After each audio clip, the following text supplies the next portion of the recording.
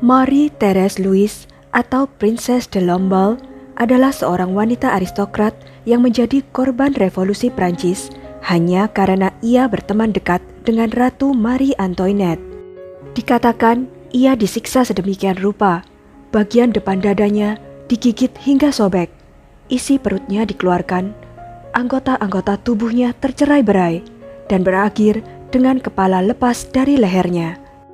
Apakah benar demikian? Bagaimana kisah lengkap proses eksekusinya?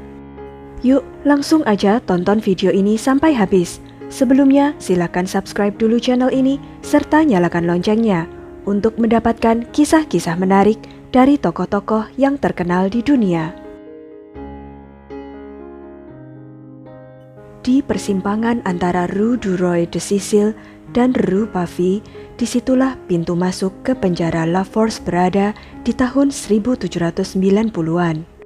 Disinilah pada tanggal 3 September 1792, teman Ratu Marie Antoinette dan pengawas rumah tangganya, Princess de Lamballe, diserahkan oleh pengadilan dadakan yang didirikan di aula penjara kepada sekelompok algojo yang sedang menunggu di luar.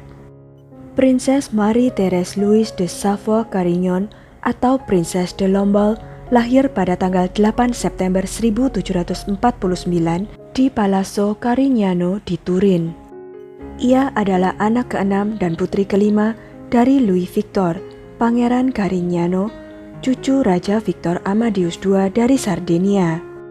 Princess de Lamballe menikah pada usia 17 tahun dengan Louis Alexandre de Bourbon-Penthièvre, Pangeran de Lamballe, pewaris kekayaan terbesar di Prancis. Perjodohan ini menggabungkan House of Savoy dengan House of Bourbon. Namun sayangnya, pernikahan mereka hanya berlangsung setahun karena suaminya meninggal terkena penyakit kelamin setelah ia ketahuan berselingkuh dengan dua aktris semasa pernikahan mereka. Setelah itu, Princess de Lamballe memilih pergi ke istana kerajaan Prancis dan menjadi orang kepercayaan dan teman terdekat dari Ratu Marie Antoinette. Saat terjadinya revolusi Prancis, Princess de Lamballe yang malang dibawa ke penjara La Force yang suram pada tanggal 19 Agustus 1792 bersama dengan Madame de Tourzel dan putrinya yang masih kecil, Pauline, setelah mereka dipisahkan dari keluarga kerajaan di suatu benteng gereja, di mana mereka semua berkumpul bersama setelah Perang Dunia II dan setelah jatuhnya Istana Tuileries pada 10 Agustus 1792. Madame de Tourzel menulis panjang lebar dalam memoarnya tentang kehidupan mereka di La Force.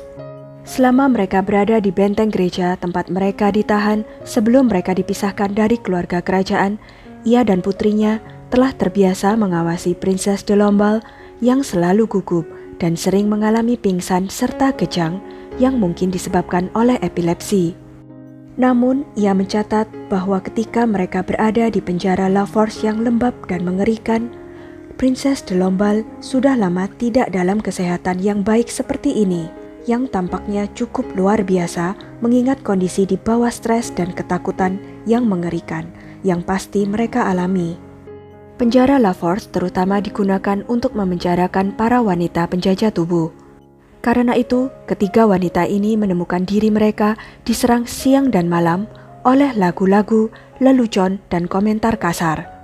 Dan seperti yang dikatakan Madame de Tourzel, telinga yang paling tidak suci pun akan tersinggung oleh segala sesuatu yang terus-menerus mereka dengar siang dan malam.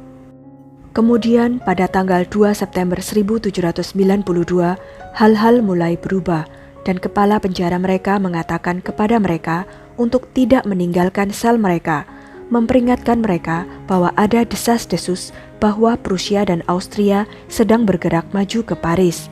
Akibatnya, jalanan menjadi sibuk dan bahkan berbahaya saat kepanikan massal menyebar ke seluruh penjuru kota. Para wanita aristokrat ini pasti menganggap diri mereka relatif aman di dalam dinding penjara mereka, meskipun tidak menyenangkan. Tetapi sayangnya mereka salah. Malam itu, Madame de Tourzel dibangunkan oleh orang asing misterius yang masuk ke sel mereka. Orang itu kemudian pergi ke samping tempat tidur putrinya yang masih kecil dan membangunkannya, memintanya untuk segera ikut dengannya. Tidak berdaya untuk tidak patuh atau bahkan membuat keributan, Madame de Tourcelle menginstruksikan gadis itu untuk pergi bersama orang asing itu. Yang untungnya bagi mereka berdua, ternyata orang itu adalah penyelamat yang dikenal sebagai Monsieur Hardy.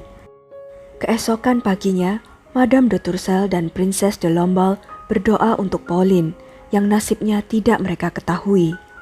Kemudian mereka naik ke tempat tidur Princess de Lamballe supaya mereka bisa mengintip ke jalanan di bawah.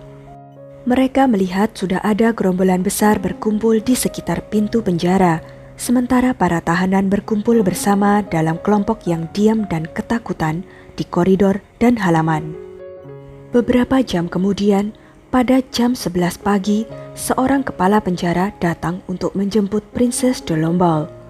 Kehadiran Madame de Tourcelle tidak diminta, tetapi ia tetap memutuskan untuk menemani temannya itu.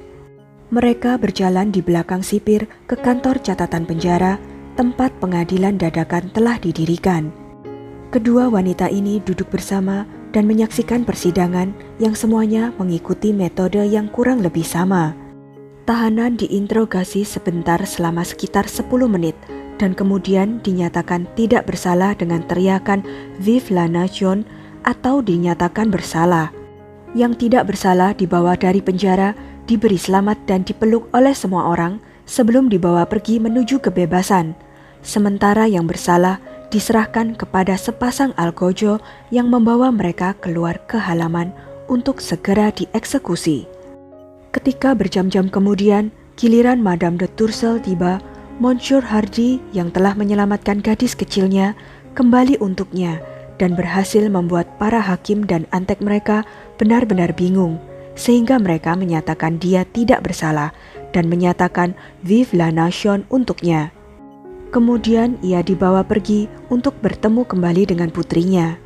Madame de Tourcelle mencatat sebuah ironi bahwa ketika ia diserahkan ke kereta yang menunggu untuk membawanya pergi, orang-orang yang berlumuran darah yang telah menghabisi para tahanan yang dianggap bersalah sepanjang hari dengan sangat hati-hati memberitahu kusirnya rute mana yang harus ditempuh supaya terhindar dari melihat peristiwa mengerikan tersebut. Namun temannya, Princess de Lamballe, tidak seberuntung Tourcelle.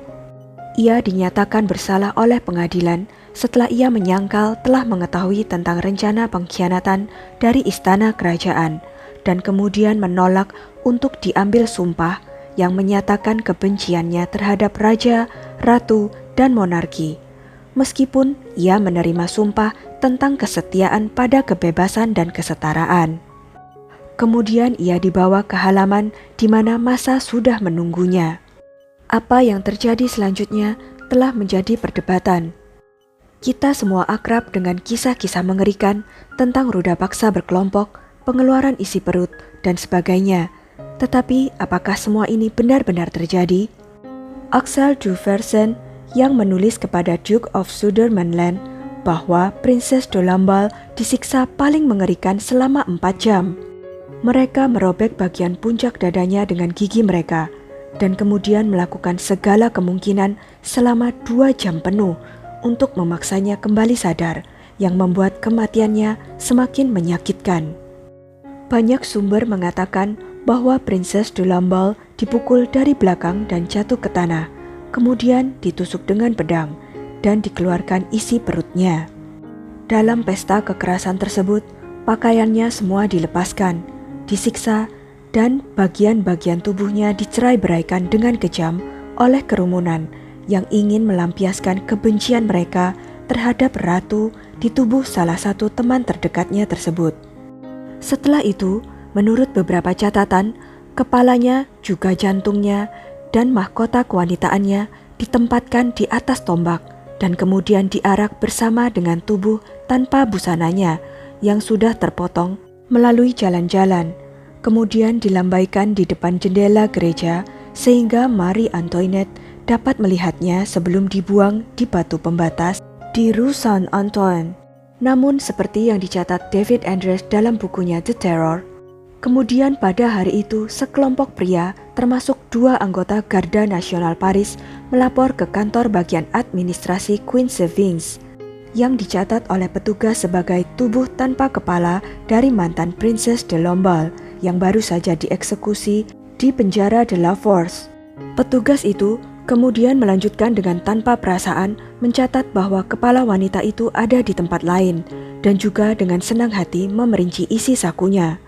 Tidak disebutkan tentang bagian-bagian tubuh yang lain, kondisi tanpa pakaian, atau hal lain yang cocok dengan deskripsi mengerikan tentang kekerasan yang dilakukan terhadap Princess de Lamballe, selain kepala yang terlepas. Mungkinkah cerita yang beredar dibesar-besarkan? Tak lama kemudian, kepala dan tubuh disatukan kembali, dan para pelayan keluarga Penthièvre datang untuk membawa jasadnya pergi untuk dimakamkan secara layak.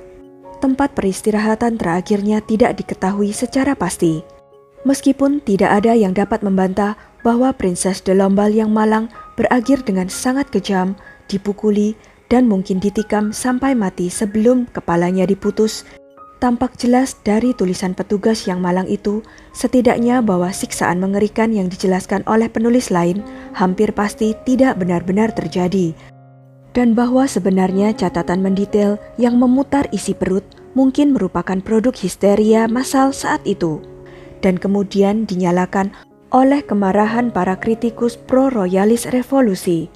Apapun kebenarannya, peristiwa ini dan banyak insiden lain seperti itu memang memalukan dan sangat tidak bertanggung jawab. Sekian kisah tentang Princess de Lamballe. Jangan lupa untuk klik like, share, subscribe, dan komen ya. Sampai jumpa lagi di video-video selanjutnya.